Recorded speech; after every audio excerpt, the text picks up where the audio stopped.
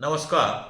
मी प्राध्यापक सुहास पाटील, सदस्य ऊस दर नियंत्रण मंडळ महाराष्ट्र राज्य तथा प्रदेशाध्यक्ष रयत क्रांती पक्ष. पंढरपूर तालुक्यातील वाखरी तळावर ऊस दर संघर्ष समितीचे नेते समाधान फटे, राहुल पवार व इतर आणखी 3 जण या 5 जणांनी सोलापूर जिल्ह्यातील ऊस कारखानदारांच्या विरोधात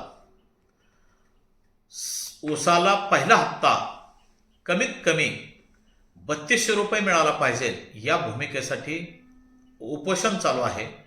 उपोषणाचा आज 5वा दिवस आहे आणि त्यामध्येच ऊस दर संघर्ष समितीचे नेते दीपक भोसले, तानाजी बागल साहेब, सचिन पाटील साहेब व अनेक शेतकरी वेगवेगळ्या ठिकाणी कारखान्यावर जाऊन आंदोलन करत आहेत.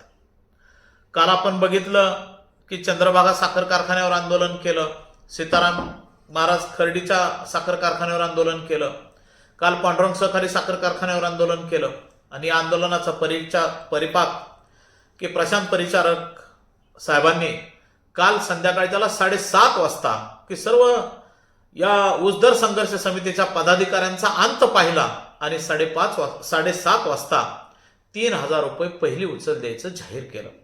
शेवटी संघटना सुद्धा एक पाऊल मागे घेते की शेवटी कारखानदारी टिकली पाहिजे, ऊस उत्पादक शेतकरी वाचला पाहिजे ही भूमिका घेऊन आज या जिल्ह्यातील सर्व शेतकरी चळवळी काम करत आहेत आणि पांडुरंग सहकारी साखर कारखान्याने 3000 रुपये पहिला हप्ता द्यायचा जाहीर केला. मी त्यांचं सुद्धा अभिनंदन करेन, परंतु त्यांनी जी अडेल तट्टूपणाची जी घेतलेली भूमिका होती ती खूप मोठी आणि चुकीची भूमिका होती.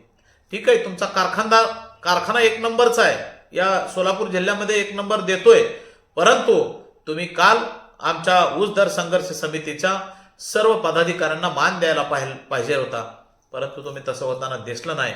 याचा हिशेब तुम्हाला येणाऱ्या जिल्हा परिषद पंचायत समितीच्या निवडणुकीमध्ये सर्व ऊस उत्पादक शेतकऱ्यांनी चुकवावा एवढंच मी सर्व ऊस उत्पादक शेतकऱ्यांना विनंती करतो आणि इथंच थांबतो. धन्यवाद.